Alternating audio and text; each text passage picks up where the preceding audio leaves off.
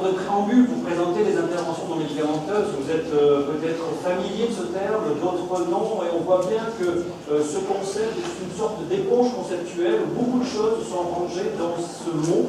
Et évidemment, est-ce que à la fois une allégation de santé, est-ce que un champignon, est-ce qu'un régime alimentaire, du temps, est-ce que une cigarette électronique, est-ce qu'un jeu électronique ou un serious game est aussi une intervention médicamenteuse? On voit bien que la définition n'est pas tout à fait claire et sur laquelle nous avons besoin d'avancer. Il est sûr qu'en pratique, comme beaucoup de M. Jourdain, il y a de la pratique et de l'intervention et de l'utilisation de ces INM, mais on voit bien que selon les disciplines, en particulier médicales, on va les utiliser selon des vecteurs, des appellations qui sont différentes. Vous pouvez avoir ici les soins de support, les soins complémentaires, il y a même des soins alternatifs, il y a même des soins de suite, de l'éducation thérapeutique, des thérapies adjuvantes, etc., etc. Vous avez ces thématiques-là qui ont l'air d'utiliser les INM, mais comment ils les utilisent, c'est une vraie question. Et donc, dans des pratiques auprès de patients, qui sont des malades chroniques en particulier,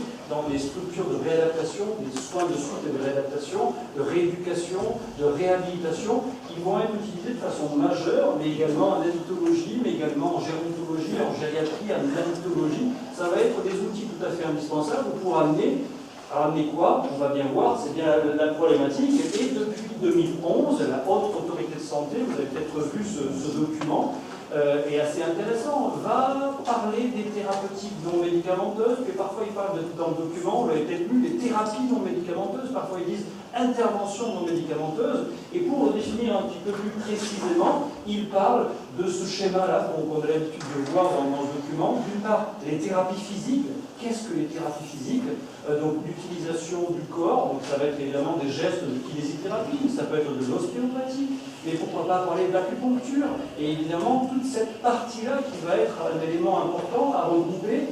Également, deuxième partie, les traitements psychologiques, les psychothérapies, et pourquoi pas aussi l'éducation thérapeutique, où on va tenter de changer un comportement de santé. Et enfin, un troisième point, les règles hygiéno-diététiques, la façon de manger, la façon d'utiliser un certain nombre de compléments alimentaires, de régimes. Évidemment, tout ça va utiliser de façon très significative un élément important, ce qui s'appelle les nouvelles technologies. Les nouvelles technologies vont rentrer dans ces trois catégories de façon tout à fait significative, de la même façon que des aides techniques ou des aides technologiques vont être des moyens d'utiliser et de potentialiser ces effets. Alors, on s'est amusé à faire un certain nombre d'infos de ce type-là en disant, regardez un petit peu comment on les retrouve et où on les dessine dans les règles hygiéno-diététiques, comme dans les thérapies physiques, comme également dans les traitements psychologiques. Donc lui, la HAS est en train de parler de ce cheminement-là. Oui, ok.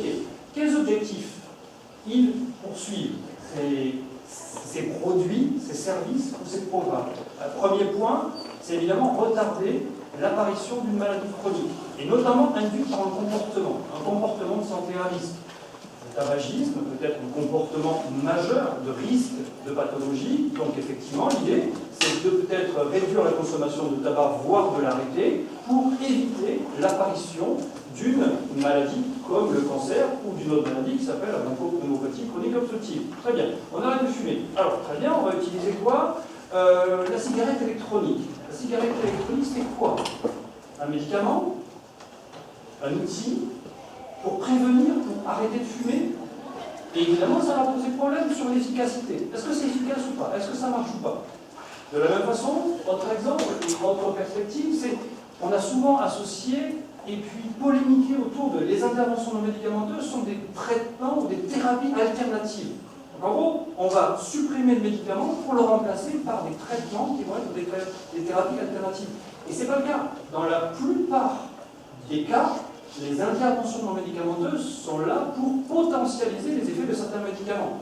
Exemple, des serious games, des jeux éducatifs, pour comprendre la maladie et comprendre le fait que si je prends mon médicament régulièrement comme me l'a prescrit mon médecin, alors je vais être en situation de danger. Donc en gros, une méthode de serious game, d'éducation thérapeutique pour améliorer l'observance, c'est un vulgaire, simplement l'utilisation des médicaments à bon escient, égale finalement une possibilité de potentialiser les traitements conventionnels, thérapeutiques, on va dire pharmacologiques, mais pas uniquement pharmacologiques. Troisième point, de limiter les conséquences systémiques. On va en parler tout l'après-midi, mais le gros problème, c'est que souvent on pense aux maladies chroniques avec une seule pathologie. Mais on sait très bien qu'une pathologie peut en couvrir d'autres.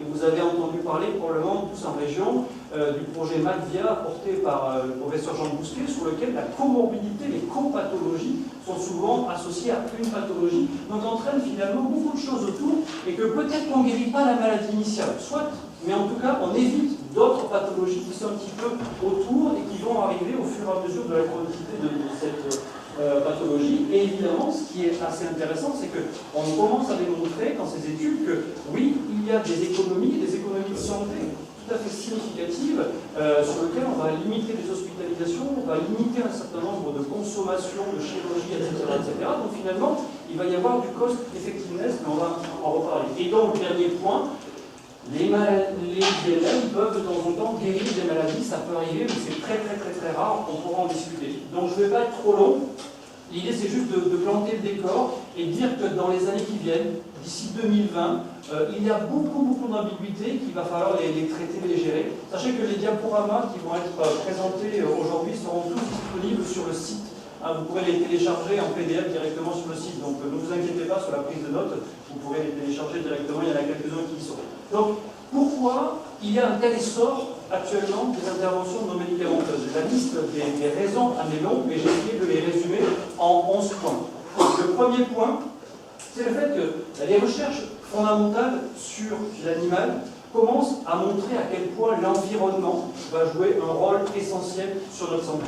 Donc l'environnement perçu au sens large, ça veut dire au sens des comportements des animaux et comment ces comportements vont influencer en bien ou en mal leur état de santé. Deuxième point, c'est qu'il y a à peine une cinquantaine d'années, il n'existait pas ce genre d'études qui s'appellent les études de cohorte, sur lesquelles on va suivre des personnes sur non pas 1 an, 2 ans ou 3 ans, mais plus sur au moins 60 ans. Et en fonction de ce suivi, on peut commencer à indiquer quels sont les déterminants, les raisons qui vont entraîner soit des dégradations, soit des améliorations. Et ces études, elles sont finalement assez récentes, de suivi de cohortes, notamment anglo-saxonnes, notamment anglaises, mais pas uniquement anglaises, qui démontrent à quel point les personnes qui vont avoir des comportements de santé, ce que on le sait plus ou moins tous, mais ça, c'est prouvé de façon évidente que selon des trajectoires de comportement de santé, on va dégrader ou au contraire améliorer notre santé, et évidemment avec toutes les conséquences médico-économiques et sociales que ça peut avoir, en sens large terme. Troisième point, et non des moindres, c'est la multiplication des maladies chroniques, et bravo aux thérapies biologiques, aux thérapies géniques, des progrès chirurgicaux également réalisés, et qui font qu'il y a de plus en plus de malades chroniques, et avec le vieillissement de la population, ça veut dire qu'il va y avoir de plus en plus de maladies chroniques. Donc il va y avoir de plus en plus de travail pour nous les uns les autres, et ça amène à ce que ces questions-là, des comportements, des conduites de santé, des interventions médicamenteuses, prennent un poids très important. Autre point, et non des moindres, j'y reviendrai dans un autre tout à l'heure, mais sur les économies directes et indirectes de santé. Les INM, ce n'est pas uniquement que des bénéfices santé, c'est déjà bien, mais c'est aussi des économies de santé, des économies qu'on peut programmer et qu'on peut espérer selon des études très sérieuses qui montrent à quel point on réduit un certain nombre d'hospitalisations, de chirurgie, de dégradation, etc., etc. Et que finalement, en les utilisant, il va y avoir des bénéfices tout à fait significatifs. Autre point, les prises inappropriées de médicaments, l'inobservance.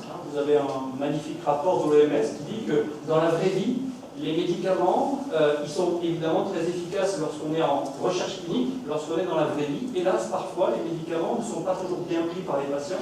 1 sur 2 en moyenne les prend peut-être pas très bien, parfois trop quand ça va pas bien, et parfois pas assez, ou avec une armoire en pharmacie qui n'est pas tout à fait bien au clair. Donc la question de comment on prend ces médicaments est un élément important. Donc tout d'un coup, on se pose des questions d'observance et de la façon dont on va faire de l'éducation thérapeutique sur ce point aussi.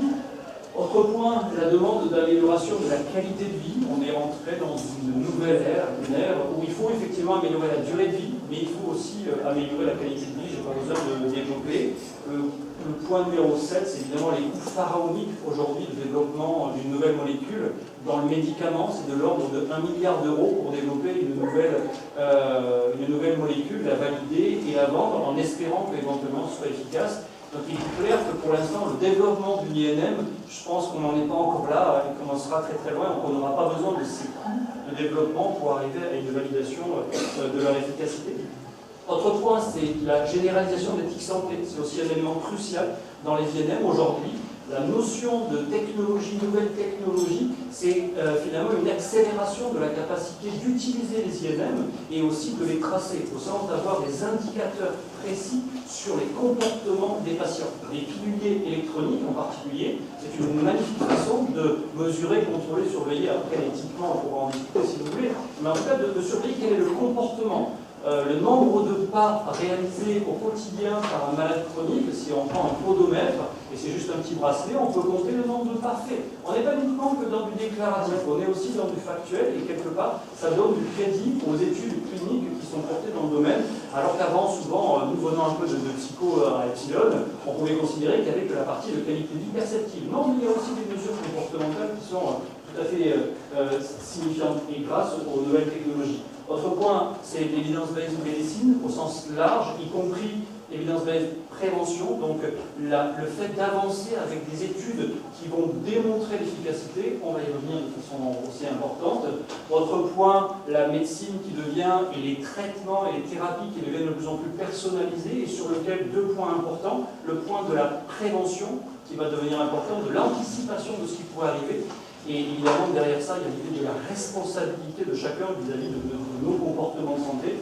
Et autre point important, c'est préemptive, ça veut dire une participation proactive. On doit être proactif dans ces changements de comportement. Et dernier point, et non des moindres, dans l'Académie de médecine, en 2013, par le professeur Claude Dereux, après, il viendra au congrès au mois de mars prochain, viendra dire à quel point l'Académie de médecine s'est saisie de cette problématique-là, en disant, tout simplement, on a une culture, c'est vrai, de la thérapie d'urgence, de la thérapie du curatif, mais on n'a pas tellement en France la culture de la prévention. Et aujourd'hui, les ratios de dépenses de santé entre le curatif et le préventif ne sont pas forcément équilibrés. On est un des pays européens sur lequel le préventif, au sens large du terme, prévention primaire, mais surtout secondaire et tertiaire, ne sont pas très développés. Et il va y avoir des évolutions, je ne dis pas qu'on va équilibrer à 50-50, mais en tout cas, il va y avoir beaucoup d'évolutions dans ce sens-là, il y a beaucoup de rapports, et notamment la loi santé qui va sortir dans quelques heures ou dans quelques jours. Donc, pour résumer, aujourd'hui, on commence à structurer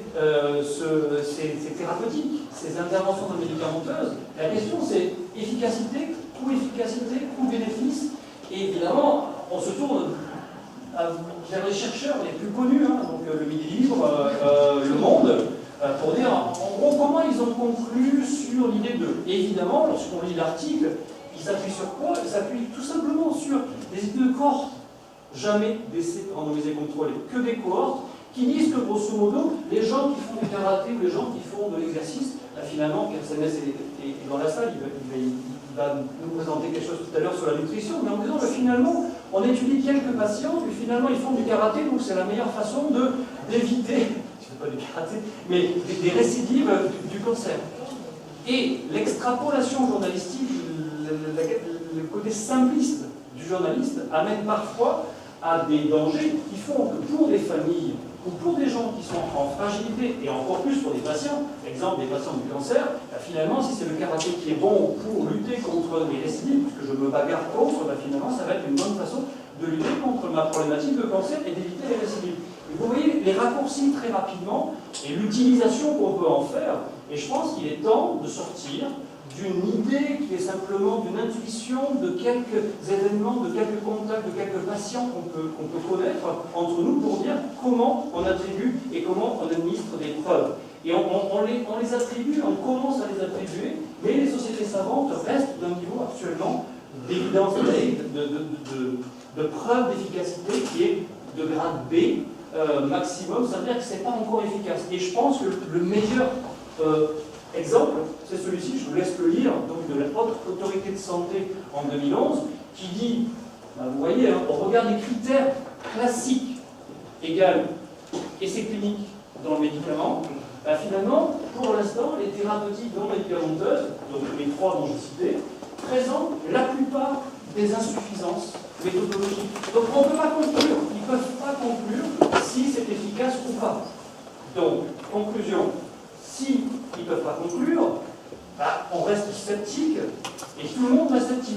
Les patients, les médecins, les professionnels de santé au sens large, les familles, hein, bon, il n'y a que les journalistes qui sont convaincus, mais il y a beaucoup de doutes, d'accord, sur la partie de l'utilisation, et in fine, en bout de chaîne, si on n'est pas sûr de leur efficacité, comment voulez-vous qu'ils soient remboursés d'une façon ou d'une autre, ou pris en charge d'une façon ou d'une autre?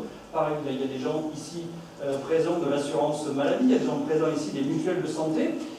Les mutuelles de santé vont dire oui, pourquoi pas, chiche, mais sur quoi et sur quelle étude? Qu'est-ce qui est véritablement fiable et qu'est-ce qui peut être remboursé? Au jour d'aujourd'hui, les études dans le secteur mentent. Alors, voilà, je ne vais pas faire beaucoup plus long, je voudrais juste vous dire, dans le médicament, les règles du jeu sont claires, vous avez une réglementation extrêmement précise, vous avez une organisation qui s'appelle l'Agence nationale de la sécurité du médicament et des produits de santé, la NSM, où c'est extrêmement bien cadré.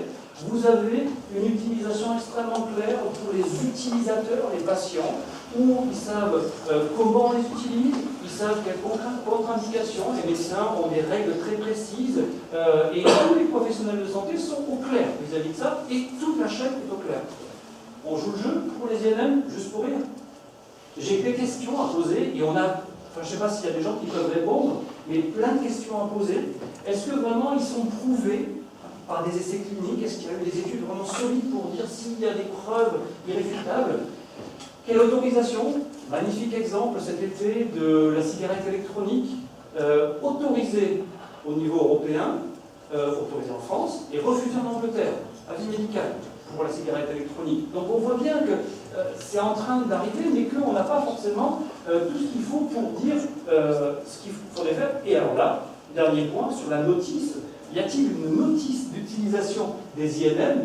Aujourd'hui, évidemment, non, il n'y a rien, forcément, puisqu'il n'y a pas de règles et il n'y a pas de demande. Donc, on ne sait rien sur leurs précautions.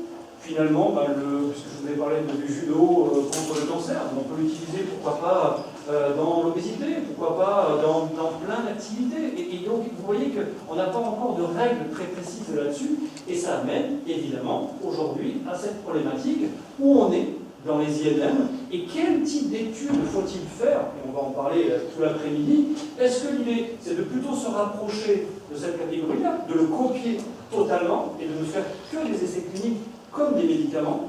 Est-ce qu'il faut créer des méthodologies spécifiques parce qu'elles réclament des méthodologies spécifiques? Ou est-ce qu'il faut tout simplement dire, laissons tomber, c'est de la consommation, de produits de consommation courante, la cigarette électronique, je le mets directement chez le buraliste ou chez n'importe qui d'ailleurs, peu importe, et je peux l'utiliser de façon libre. Donc, est-ce que c'est de la santé? Est-ce que c'est de la prévention? Est-ce que c'est de la consommation? Et quelles sont les règles? Aujourd'hui, les arbitrages existent peu, et donc pour faire la transition, la région Languedoc-Roussillon a fait un inventaire des priorités, et c'est pas moi qui vais en parler, mais Sylvie Boichot et Emmanuel Bovin, mais sur la thématique, vous voyez ici, sur les priorités 2019-2020, et en particulier des interventions non médicamenteuses. Je vous remercie et je vous laisse la parole.